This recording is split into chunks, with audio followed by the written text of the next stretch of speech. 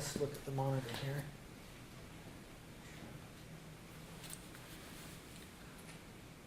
Yeah, oh, you look great, Bill. Very nice, yeah. Maybe kind of just sort of leave it where his shoulder is sort of, Just touching. yeah, just touching.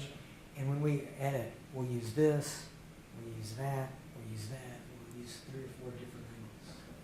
Were you at the humanitarian dinner last night? I wasn't, I wanted to go. I and made a talk there last night. I wish I could have seen that. Yeah. I was, Celeste probably has a tape of it. I'd love to see it. I was kind of looking after my mom last night. Oh, were you? And so, but I really wanted to be there. But I heard it was a great event, so. It was nice. It was nice. Great.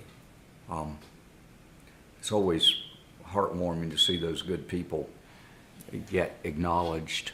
Some are public people, and most of them aren't. Steve Halverson's pretty public, I guess you'd say, but boy, he was a real soldier in this HRO war. He was good, and that's what a lot of what I talked about too Right. last night. Okay. Yeah, I wish I could have been there. I was at one of them a couple of years ago, and I agree, it was a Yeah. great event. A lot of really nice people there, Yeah. and really enjoyed it. Yeah. Some of them are the honorees. Some are unsung heroes, which is nice to see. Yeah. Hey, we're rolling. Well, All right. Bill, if you're ready, I think we're ready. Okay. Good. All right, very good. Let's start out by just talking about why you wanted to do this.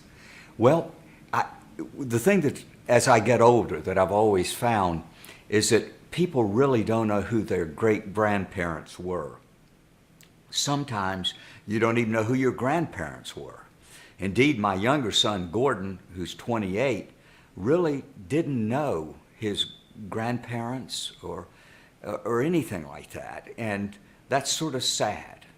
So I thought, being 73 now, and I don't think I'm going to live forever. I haven't figured out how to do that yet. I thought I would record some thoughts and some life history for my children, my grandchildren, maybe even great-grandchildren, if they care. I don't know if they'll care or not, but at least they'll have some family lore and some family history to be able to look at. I'm sure they'll care, and maybe even your great-great-great-grandchildren.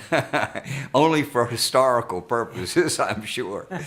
I didn't exactly live a historical life, but every life is a history, and every family is interesting. I don't know. What you've told me so far is pretty fascinating. So I think it's going to be very interesting for all of them.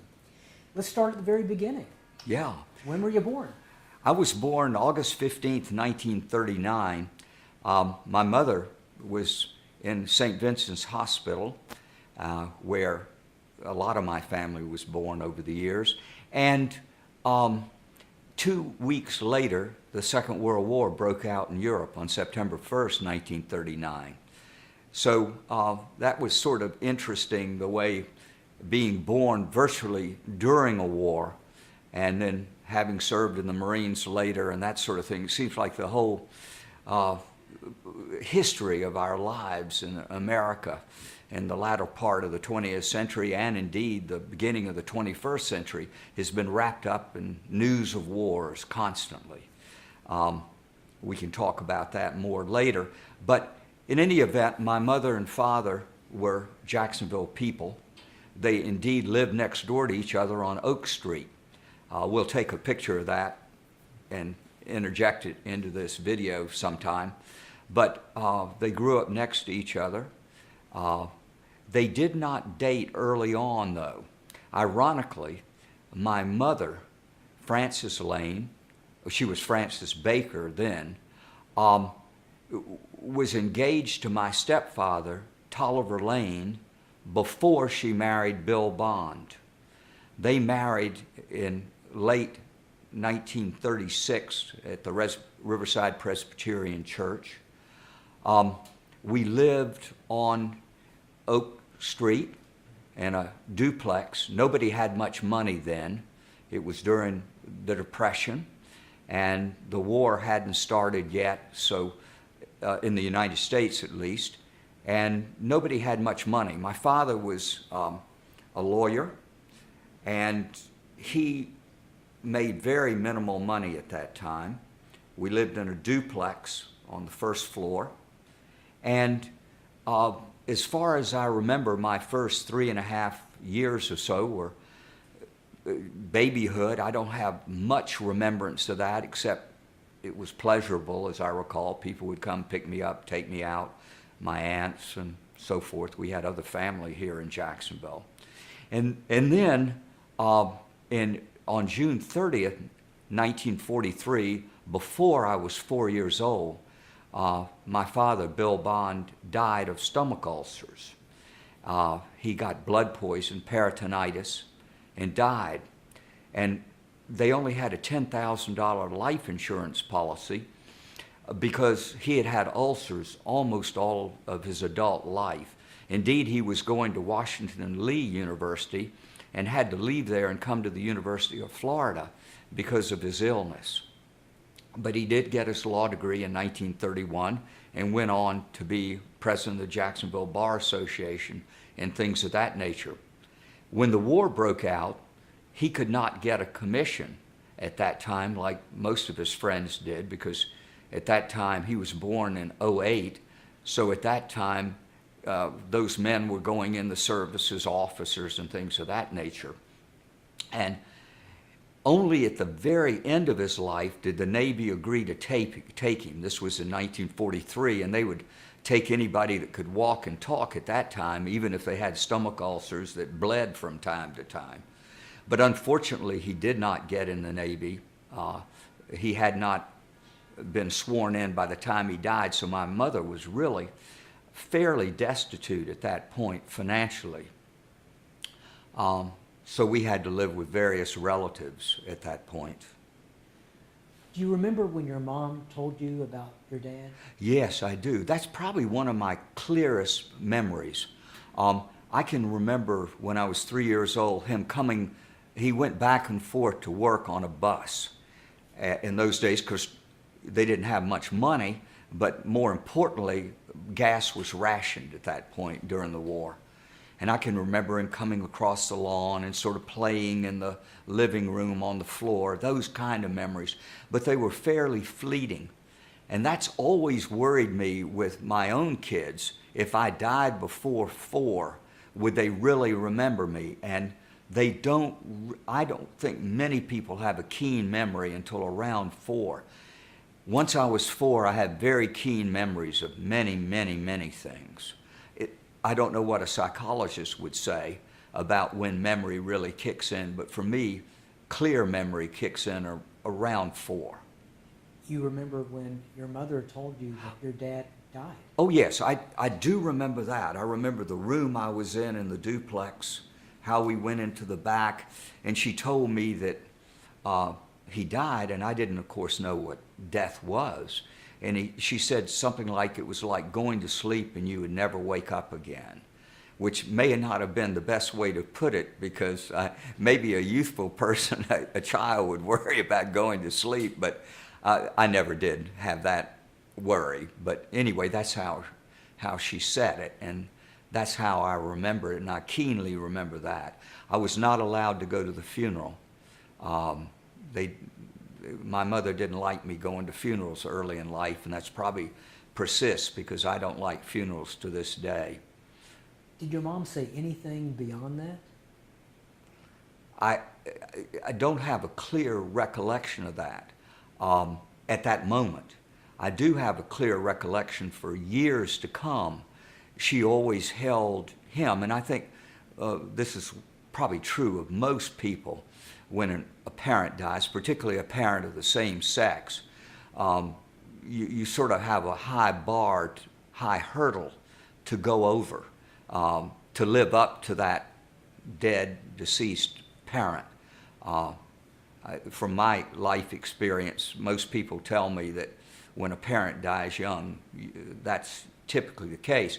So she would mention the fact that he was president of the Bar Association, he had been this and that coming along. He was always elected something important during his school years.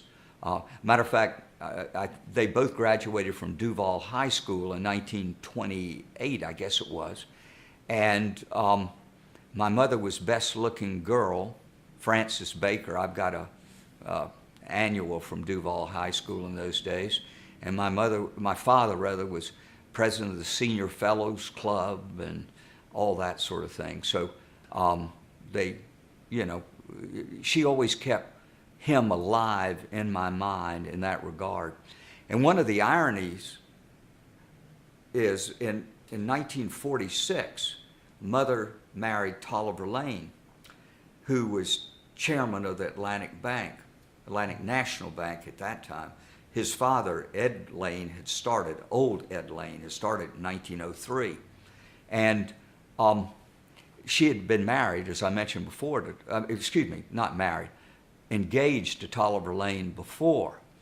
And then after my father died in 43, they got back together after the war. I can remember him coming back from the war in his Navy uniform, and he was always very kind to me. And they got married at Thanksgiving time, 1946, 3 years plus after my dad had died. You said they got engaged at one point. Do you remember why they broke up? I never probed that. I found in my life I wasn't good at asking some of the delicate, hard questions of my mother or my father to some degree. When I use the word father, I'm talking of Tolliver Lane. I think I'm going to say my dad when I talk about Bill Bond. I know that's confusing, but that's sort of the way it was. I call him Tolliver Lane father always, which is sort of a fancy thing to do in our culture, but it distinguished him from my real dad, my biological father. So you asked me, why did they break up? Tolliver Lane was a great guy, but somewhat a rigid person. His father was, my understanding of him, old Ed Lane was a wonderful man, but perhaps a little on the stolid side. I know Tolliver Lane was very set in his ways, wanted things to be just so and what have you. At least he was later in his life. I perceive he might have been earlier in his life too. A lot of good, wonderful characteristics, but very set in his ways, and maybe that didn't set well with my mother. I know this, back in those days, this was during the Depression, and people didn't, now Tolliver Lane had money, but not like bankers have money today. They had a successful business, but they had to fight to keep that business alive. Banks were falling like 10 pins back in those days. And Atlantic was one that came through it well. But my mother didn't marry till she was about, 27 years old. People didn't get married at 21 or 2. They didn't have any money. Or if they got married, they lived on nothing. So there was a lot of dating and courting, and in an old-fashioned sense of the word. And Jacksonville was a little town, basically, in those days, in the 30s. I know up to the Second World War, I think we only had 120,000 people in the area. So everybody knew each other in Riverside, and they courted and what have you. And you mentioned that your mom did a lot to keep your dad alive in your memory. Yes. Did she tell you stories about him? Did she tell you about his personality, things like that? To a degree, yes. And then once she married Tolliver Lane, I had a sensitivity about talking about that too much, certainly around the house, because I knew it would probably be sensitive. I don't think I mentioned a minute ago, but Tolliver Lane was in Bill Bond, my dad's, and Frances Baker's wedding. He was actually an usher in their wedding, having been engaged to Frances Baker before. He then proceeded to have a nervous breakdown after that wedding. Tolliver Lane? Yeah, and went off to Silver Hill, which was sort of a psychological refreshment place in Connecticut, I think it is, after that for a 6-week stay. And he perhaps became a little more set in his ways then than he was before, because they taught him how to handle stress and what have you. What do you think it was that caused the nervous breakdown? Well, part of it was mother marrying Bill Bond. That was very much told to me. I think there were other things, too, to cause Tolliver Lane to have a breakdown. The banking business was tough then.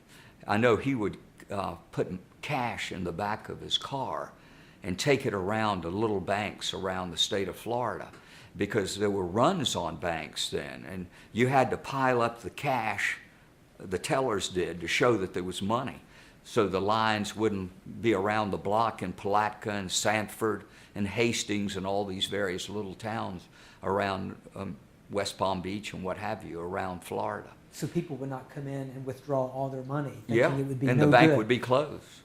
And then Atlantic Bank bought banks during that time because it was solid and the other banks weren't. So Tolliver Lane had a lot of business pressures as well as a lost love. And indeed, he didn't marry again. He never married from 1936 to 46. All those years, he did not marry. Of course, he didn't know my father Bill Bond was going to die, but he wasn't in the mood to marry. He was, I guess, 39 when he married my mother. How many years was it after your dad died and then your mom married Tolliver Lane? A little over three, about almost 3.5 years. Did they start courting right away? No, I think back in those days, in the 40s, there was a period of mourning. I remember Mother mentioning that, and women in her social circle, if you will, once again, small town Jacksonville, I think for a year it was verboten to date during that period of time. And I think a lot of the women wore dark clothes during that period. Of course, it was wartime. It was the height of the war. And there wasn't much happiness going on around anyway. Almost all the men were off at war, and a lot of them dying. And so I remember Mother in early 1945 started having dates. That was a couple of years later. She dated a guy named Desasor, who was very nice. I remember him coming around, and then I can remember Tolliver Lane coming back from the war in the summer of 45 when the war was over, in his Navy uniform and all that. And they dated then from the summer of 45 till they got married November of 46. In any way, did you initially resent him? Did you feel he was taking the place of your dad? No, I never had that feeling. That was never a feeling I had. For me, it was sort of fun, to have a male figure. He was fun with me always. We played he loved baseball. Matter of fact, he had the Chicago White Sox baseball games taped. No, not taped, but come into his house on a special radio cable type thing. He loved the White Sox. He nearly bought the White Sox in 1919 or so. Really? After the Black Sox scandal.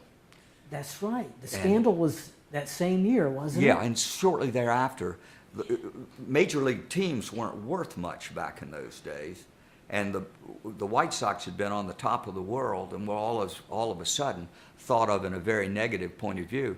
So he thought about putting together a group and buying the White Sox, but he didn't do it.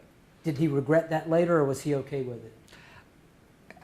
Maybe a slight bit of wistfulness, I think, but I know he wasn't the type to bemoan something like that. But I think he was wistful from time to time that he hadn't bought them. So, do you have any memories? I know you were very young then, but any memories of World War II, hearing things on the radio, hearing people talk about it? What were your impressions? Oh yes, very much, because I was 6 when the war died. War died. You can edit that one out. I was 6 when the war ended.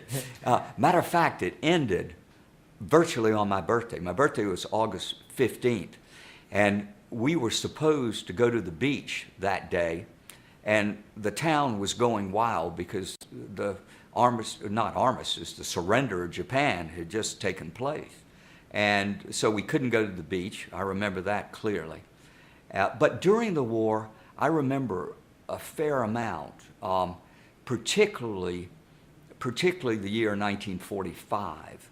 I can remember the pictures of the Marines putting up the flag at Mount Suribachi on Iwo Jima. I can remember the war bond sales during, at least for a year or so before the war was over. I can remember nothing but talk about it because everybody you came in contact with, somebody in the family was over there somewhere. And I remember I think there were stars in the windows of people whose family had died or a person in that household had died during the war. Were there a lot of those? In our neighborhood, there were plenty of them.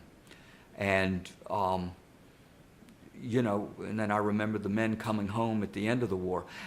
I think I got enamored with the Marine Corps, really, that picture, if you will, of raising the flags on Suribachi. I always said I'd like to do that someday. And I never raised a flag on Suribachi and never saw a shot fired in anger, but I enjoyed my 3 years as an officer in the Marines. Right. So the war was a meaningful thing, and I can remember that summer of '45 being at the beach. We didn't have any money, but my mother had a cousin named Reedy Warrington.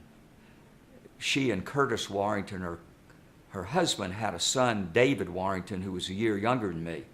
And they would rent a house for a month at the beach. And somehow Curtis Warrington never went off to war. He was a little bit older, and I don't know, the Army wouldn't take him. I guess he had health concerns and what have you. He was a bit older than my mother. And we would stay at the beach, and we had blackouts at the beach. You had to have black curtains at a certain time of night, and they had wardens that would go along the beach and see if they could see any lights coming out of the windows and things of that nature. And I remember a lot of talk about war with the Soviet Union was inevitable. Even in '45, people all thought that. That was before people were hiding under desks worrying about nuclear. That was just war. And people were saying we should, sort of a General Patton type statement, that we ought to go on and finish off the Soviets now while we've got the army still in Europe. So there was a lot of talk about that at the time. The blackouts, that was because they were afraid of German subs. That's right. Or raiding parties or anything like that. Of course, the German sub was, those men landed south of Ponte Vedra, and when was it, 43? That's right. Yeah, and they got them all, but and executed all but the one who ratted the rest of them out. As a child, you were very young. Did you find it, I think you know what I'll mean when I say this, did you find it exciting? Yes, as a male child, I would say, I found the war to be somewhat scary and somewhat exciting, sort of a balance of the two. We were blessed to be in the United States. I think if you were in Europe, it would have been a horror. But in the United States, we had a sense of security, that we had a moat around our country and that we weren't going to be attacked. I know if you were older and had lived in California, you were worried about a Japanese invasion. I never had any feelings like that at all. I was worried about people getting killed, but not about, but I remember, it's interesting that you mentioned that comment, because after the war, we moved down to Richmond Street in 1947, and there was an area at the end of Richmond Street called White Sands. It was a vacant area, sandy Florida type soil. And in my younger years, from maybe time I was 8 to 12, probably a little later, probably 10 to 12, we would go down there. We'd wear leather jackets, jeans, military helmets, boots, gloves, leather jackets, and gas masks, and have BB gun wars. we would shoot each other with BB guns. And it was, you know, coming out of the war, that was the culture. You ever get hit? Oh, yeah, yeah. What did that feel like? It never hurt like heck. I remember being hit in the leg. Now, that stung. The leather jacket, it didn't hurt. You had a helmet on. You had a gas mask on. It wasn't bad. Where'd you get the gas mask from? Army Navy surplus store. You could get anything you wanted after the war. I mean, there was stuff everywhere. And so there was an Army Navy surplus store, I think, on Main Street that we would go down to and get our boots and all that. And, you know, rock bottom prices. I mean, it was all Army surplus stuff after the war. Now, earlier during the war, when you were a few years younger, did you play war games then too? I don't remember that. I don't remember war games per se in those very, very young years. Did you have a concept of the Nazis? Oh, yeah. Yeah, I think we had a pretty clear concept of who the good guys and the bad guys were. Did you view them as monsters? I like to think I didn't, because I think my parents, well, this comes a little later, because up to 6, I don't know how much real deep intellectual thought I gave it. I know after the war, Tolliver Lane, my adoptive father, and we'll get to that in a minute, always had a high regard for both the Germans and the Japanese as people. He thought they had crazy governments and bad leadership. He highly respected both the Germans and the Japanese, and indeed, I think by 1950 they had traveled to both Germany and Japan, and they would talk a lot about the German and Japanese miracles of how they came out of the dust and defeat of war and rebuilt their countries. He had an extraordinarily high regard for them. I think some of that was came out of his economic background. When you come right down to it, other than the United States, Germany and Japan were the principal economic driving forces in the world, with Britain and France falling behind them. We see that today in our day and age. Germany and Japan are right behind us again today. And I think he had a high regard for the people. Also, you grew up during a time when we were just coming out of the Great Depression. Yes. What do you remember about that aspect of growing up? Do you remember hearing people talk about that? Oh, yes. My family, and this will be interesting for my children and others who read this, was sort of, how can I say it? They were sort of, edit some of this while I think this out. Sure. They were sort of tattered Southern aristocracy coming out of the Civil War. The Bonds weren't really, I wouldn't put them in the aristocracy at all of the South, but they were certainly leading type people. My fourth great-grandfather Bond had been the founder of the first hospital in the United States, and he was Benjamin Franklin's doctor. His name was Dr. Thomas Bond, and there's still a lot of memorabilia and pictures and whatnot in the Pennsylvania Hospital, which is still in existence as we speak. And I've taken my family to see that when Gordon, my younger son, graduated from the University of Pennsylvania in '06. Matter of fact, Thomas Bond was actually a trustee of the University of Pennsylvania. Benjamin Franklin got him to do that because Franklin started the University of Pennsylvania. And Dr. Thomas Bond went to Benjamin Franklin to raise the money to start the first hospital in the United States. You might remember and recall, certainly my current group of kids will, that it was very dangerous to go to a hospital. So people with money didn't go to a hospital. They had the doctors come to them because infectious disease was rampant in a hospital situation. And Dr. Thomas Bond went over and saw the first major hospital in England, at where the Lanesboro Hotel is now, which we've stayed in many times. It was the St. George's Hospital then in England, and it was started around 1740 or something like that. And he started his hospital around 1750. And so Dr. Thomas Bond was a very prominent person. The Bond family had come over from England. They were in Maryland first, and then one of the children, I guess Thomas Bond's father or grandfather, married the mayor of Philadelphia's daughter, and they moved to Philadelphia. And then his son, who was also a doctor, married a girl from Georgia. So they ended up coming to a plantation life in Georgia. I've never really traced that, in part because of my civil rights work.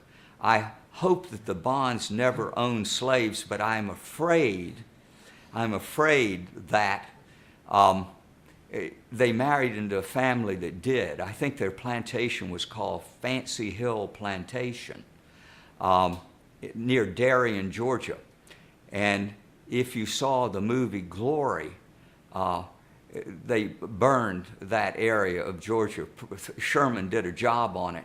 And I've always said that that was wonderful for me because my great-grandfather Bond was a doctor in the Civil War. He was a surgeon, a major in the Army of Georgia, and he was burned out of Darien, Georgia, and came to Tallahassee for 5 years, where my grandfather Bond was born in 1873, and then they moved over to Jacksonville, and he was the first and only doctor in Jacksonville for a long time. He died in the yellow fever epidemic of 1888. And so the Bond family were heavily doctors. I wouldn't put that aristocratic, but upscale. We would call it today upper middle class, professional class people. And so my grandfather, I can remember asking my grandfather, John Bond, whose father had been in the Confederate Army, whether he was glad that the North had won the war. And he said, yeah, I'm glad we're united, is the way he would always put it. And to me, the Confederate cause was always insanity to me. Being an old line Southerner, I just thought that, number one, I don't like losing. Maybe that's why I've pulled for the Yankees and the Dodgers for years. I don't like losing. And I thought it was the stupidest thing in the world. And then as I've gotten older and more sensitive to racial issues, it was also immoral as the Dickens, what they were doing in those days. And I was always glad the nation was united. And I think to some degree, coming out of a World War II formative years with America and the flags and the Normandy invasion and Iwo Jima and Okinawa and all, I mean, I was pro-American. I can't imagine living in the Confederate States of America. So the Bonds were, I'd say, professional class. The Bakers, which is my mother's family, were, how would you characterize them? My great-grandfather, James McNair Baker, was a lawyer, and he was on the Florida Supreme Court, and he was at the convention where Florida decided to withdraw from the Union, to secede from the Union, and he voted against it. But he had been, I think he was Chief Justice of the Florida Supreme Court, so they made him a Confederate senator, and he agreed to do that and became a Confederate senator. This is the Baker family, a lot of whom are still in Jacksonville. And his son, Robert Baker, was a lawyer, very erudite man, went to Washington Lee, he was from here, but very much a Virginia gentleman type of a fellow. And so there were a lot of lawyers on that side of the family. Unfortunately, they all were a little tattered after the Depression. The Bakers had invested, and they were the lawyers for the Atlantic Bank. So they were prominent lawyers in town. but they decided it would be good to buy some Florida real estate in Central Florida. And anybody in the family who's seeing this can go back and read about the Florida land bust, which came in about 1925. And so they were brought down drastically in the mid-20s, well before the stock market crash. And Robert Baker and his wife, who was also very prominent here in Jacksonville, part of the Porter family. There's a Porter mansion in Jacksonville now that's been preserved. But they were sort of tattered economically and indeed lived in an apartment for the rest of their days. He had gotten ill and couldn't practice law very much, so they had no money. And the Bonds got involved. My grandfather Bond, who I adored, John Bond, was in various businesses. Towards the latter part of his life, he was in real estate and insurance heavily, and then later selling real estate after the Second World War when the land came back in Florida. But he had lost money in a finance company during the Depression years. He owned a finance company of some sort.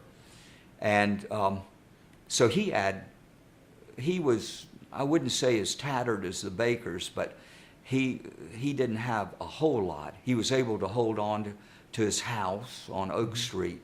Remember that the Baker and the Bond house were right next door to each other on Oak Street and near Five Points.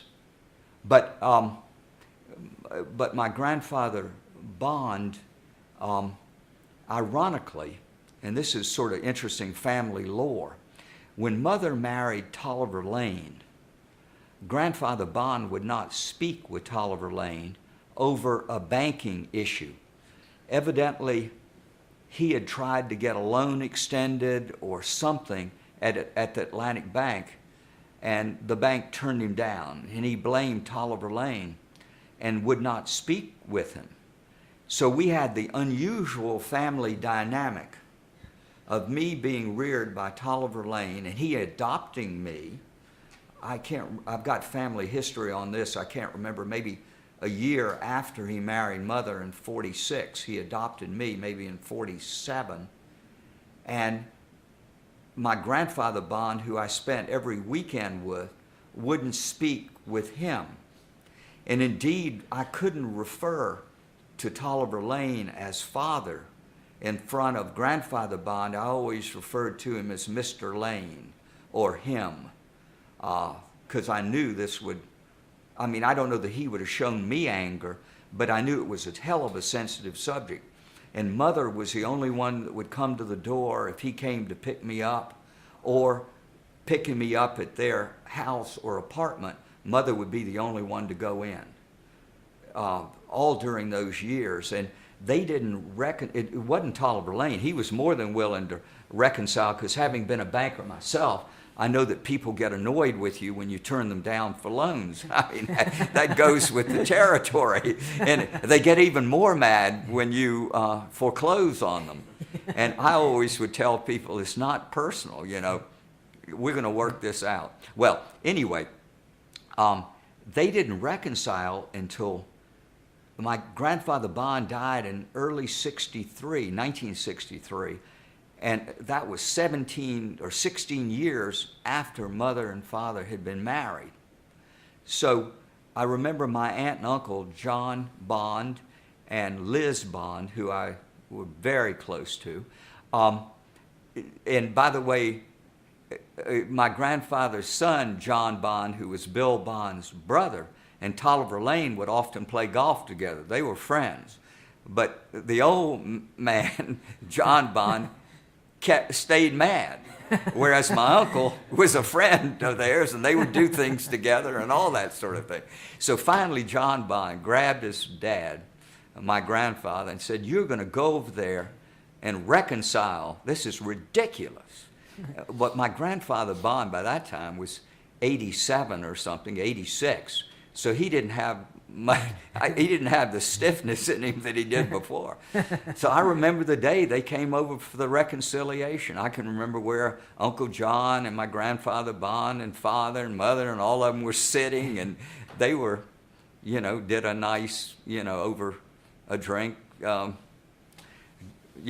my grandfather Bon thanked him for what he had done for me and all that sort of thing, which he should have done years before, but he was stubborn. But to me, Grandfather Bon was always a sweet, wonderful person because his son had died and I was named after his son, and we were close because we spent weekends together forever.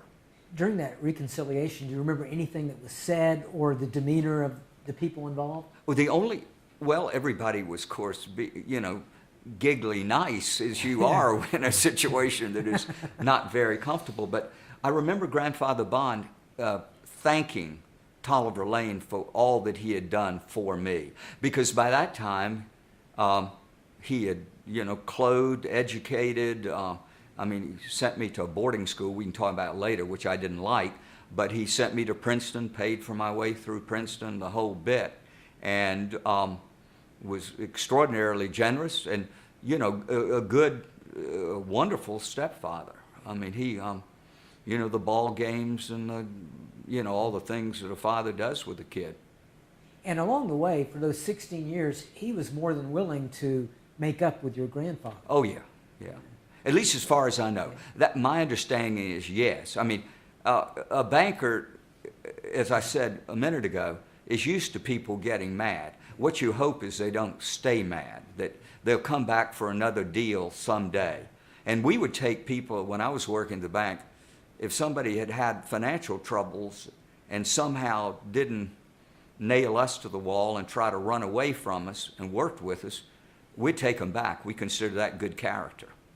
And of course, your grandfather never approached Tolliver for another loan, I guess. No, he went over and banked at the Barnett for the rest of the time. Oh, gosh. Yeah. Did your grandfather, during those 16 years when you spent time with him, did he ever say anything to you about Tolliver, or did he just not talk about it? It was verboten. We didn't talk about it. Not a word. Not a word. Wow. That wasn't talked about. Do you have any memories from those early years of FDR? Radio chats, stuff like that, hearing him on the radio? A little bit. I remember more talk about him because, I'll lead into that in two ways. I can remember Tolliver Lane and the Bonds all saying they voted for him the first time and never voted for him again. I think it was that sort of attitude. I think he was, a little. The New Deal didn't ring well with either the Bonds or the Lanes, and I'll get into the Lanes later. But and they were, I would call them all moderate Republicans. They wouldn't have been the crazy type Republicans we have today, I don't think, on those social issues. Indeed, when I was in a declamation contest at Bowles in the 8th grade, I did his Declaration of War speech. December 7th, 1941, a date which will live in infamy. I did that speech at declamation contest and lost. I came in second. But I remember that. But it was really a stupid thing to do in a declamation contest, in the sense that all the judges were older people who had heard FDR make the speech. And the idea of a 13-year-old boy being able to make the speech like FDR did was ridiculous. I should have picked some speech of somebody nobody had ever heard of. Right. And then maybe they thought I did a good job. Right. But anyway. You went to West Riverside Elementary. I did indeed, and I loved West Riverside. That was a very, very fine experience. And matter of fact, Hickory Fant, who I just saw downstairs, upstairs rather, at the River Club in this building, and I became good friends there.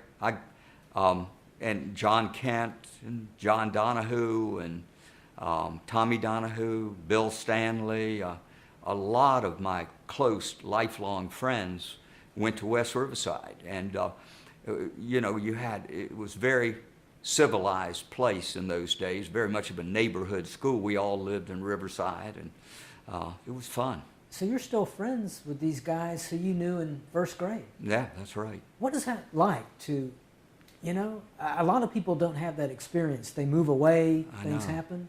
My wife Sandy is somewhat like that. I mean, we go back to Philadelphia, where she was from time to time, mainly when Gordon was in Philadelphia, and various, I think she had a 50th class reunion or something like that. But it's nice in a way. I did do this, though. We lived in the Riverside, Avondale area, and then when I came back to Jacksonville, I lived in Ortega. So there was a lot of continuity. A lot of people from Riverside ended up in Ortega and vice versa. They moved around that area. But we'll come back to some of that discussion later when we talk about my later life. But it is interesting to know people from those years, and I've stayed really close with three of them at least. Bill Stanley is still, even though he lives in North Carolina now, is certainly always among my very best friends. He was probably my best friend growing up. And Hickory Fanton, John Kent, and I are still very friendly, and the Donahues I don't see as much, but are good friends. And I'm sure I'm leaving out some of the girls I still see around that were friends in those days. It must be nice all these years later to see them on the street or run into them. And, Yeah, it is. It is. And I'm glad they can still recognize me, although it's getting close now. Maybe they won't be able to in a couple of more years. We'll have to keep up with each other to make sure that's the case. What were your favorite things about elementary school? Well, I was very fortunate in the sense that I enjoyed studying. I enjoyed working. It never was hard for me, and I never minded the classroom work. And I always wanted to make good grades. I aspired to it. It wasn't terribly difficult for me, and I enjoyed it. And I liked the teachers very much. It was a very congenial type of school. People, as I said, you knew people in the neighborhood. You went on bikes to their homes in the afternoon. There was none of this, I'm afraid to let you out on the street on your bicycle. People didn't run down the street at 70 miles an hour, and you weren't worried in those years back in the late 40s and 50s. You weren't worried about being kidnapped and robbed and all that. I mean, I know it happens, but it didn't happen much in Jacksonville, and we didn't think about it. Maybe my father did as a protective person in the family, but I didn't seem to have much worry about things until you started driving cars. Then everybody, all the parents got really worried once they gave us a key to the family car. But in my grammar school days, life was pretty good. And I say that in the context, and this is an important thing for the family to realize, I was being reared by a stepfather and mother. Not stepmother, but maternal person and a stepfather. But he was always very fair. I mean, you did what I would have rather been arrested by the police than have him come down on me. I think a lot of my friends felt that their father was really a father figure. I mean, you didn't mess around, or, he was going to take you in the room. And he never used corporal punishment for me, but I had some friends that parents used corporal punishment. The father did. He never did with me. That wasn't his style. But he didn't mind grounding me for 2 weeks if I did something wrong. That was rather torturous. And I only had that happen one time. That was more in early teenage years before you could drive, and you were sort of fooling around on the streets. And I think a friend of mine broke a light bulb. That was when you had exposed lights on the street lights, and one of our friends broke a bulb, and the police picked us up, and ironically, I was staying with my godfather that night, Bill Hallows, and he was state attorney here in Jacksonville. And he called my father and said, you better come get Bill. The boys were breaking street lights. Well, I don't, in my recollection, think I broke a street light. But the two other guys were, and I was with them. And I remember him saying, I don't know whether you did it or not, but you were with them, and you were picked up by the police, so you're going to spend 2 weeks with no dates, not going out. You can not see your friends except in school, and here you're going to be. And so that's the way it was. 2 weeks, that's a long time when you're that age. 2 weeks was a long time. So, Was he a disciplinarian? Would you call him that? I called him a fair disciplinarian. I mean, he didn't put up. I've told my sons, who hopefully will see this someday, that I'll be the nicest father in the world until you give me reason not to be.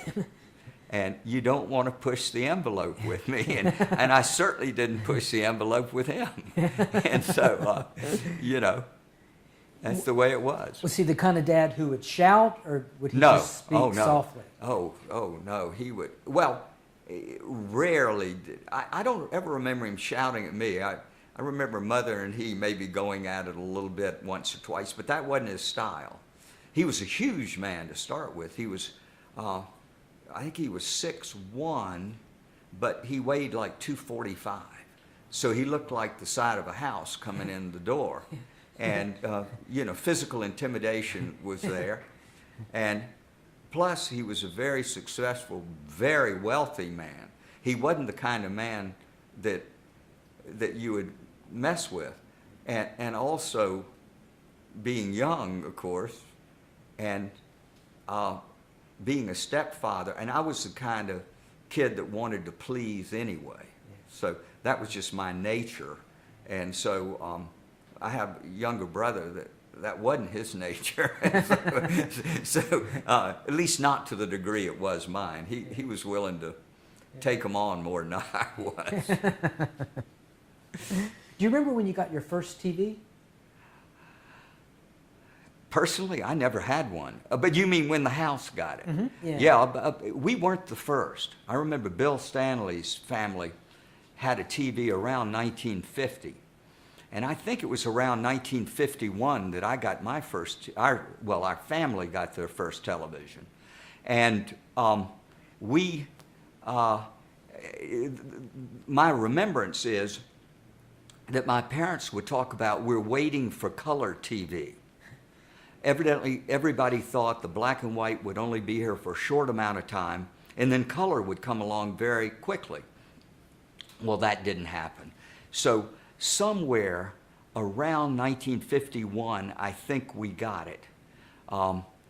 And I know we had it in time for that famous baseball game where Bobby Thompson hit the home run, the hit that was heard around the world, the Dodger-Giants game, and I can't remember if that was 51 or late 50. 51. 51. That's Yeah. when we had it. And then I remember seeing Douglas MacArthur's speech in 52 or so when President Truman relieved him during the Korean War. I remember seeing all that on television. There weren't a whole lot of shows back in those days. There were a lot more 8 years later when my little brother came along. They had Howdy Doody and all that. We had fairly minimal television those first few years. And by that time, I left home in 1953 at 14 to go away to school. And so television wasn't a big part of my life. Movies were. We went to Saturday morning movies, the Saturday, what do they call it, Kiddie show at the Edgewood Theater, a little bit at the Fairfax Theater. What did you see there? A lot of Westerns and war battle type stuff. I still watch some of them. Not so much. Well, I do. I watched The Sands of Iwo Jima not long ago, and I watched Battle Cry not long ago. My favorite war movie, well, back in those days, it was probably Battle Cry, the Marines. But the best one I've seen in recent years, by far, is We Were Soldiers with Mel Gibson, who I don't like, but they say that was the most realistic Vietnam War type of a movie. I only trained, I never saw combat, but it looked like the kind of thing that you would be dealing with. So, yeah, we watch war movies, Westerns heavily. Did you go every Saturday? Every Saturday. It was a social event. Your friends would go. You get on the bicycles and go to the Edgewood Theater or the Fairfax Theater. I can remember at the Edgewood Theater, it was always sponsored by Foremost Dairies. And they had a song about Foremost Dairies that all the kids would sing, and then they'd have cartoons and then show the movies. And so that was the fun thing to do on Saturday mornings. What was it like, black and white relations during that time when you were a child? Well, that is an interesting one. I mentioned before that my family was sort of what we would call today upper middle class, not necessarily income, although certainly after the war, Jacksonville just boomed. And everybody got back on their feet, were doing real well. And of course, the Lanes had always done pretty well. They had some rough years during the Depression. And I want to come back to that in a minute. That's very important. But black-white issues was very much like the movie The Help without the negative edge that they put in The Help. In The Help, that movie, they made it as if they were being mean to their servants. My mother and her contemporaries were not mean at all. It was sort of a noblesse oblige type of thing, but people clearly knew who the servants were and who they weren't. And I remember our maids always wore uniforms, always had their own bathrooms, always ate in the kitchen, no real fraternization, if you will, always polite, sort of like officer and enlisted in the service. You knew that you went to the O Club or the Enlisted Man's Club or the NCO Club. There was a hierarchy in the military, and there was a hierarchy in the black-white relations. I don't remember my parents ever being nasty to who we call Negroes in those days. I remember later in my civil rights work, Willie Dennis, who was head of the NAACP, who I was very close to through a lot of years, told me, "Bill, I don't know what I am today." She said, "I'm losing a little bit. I don't know whether I'm Negro, colored, black, African American, or what." And so she said, "I have to figure out what I was in what decade to know what I am today."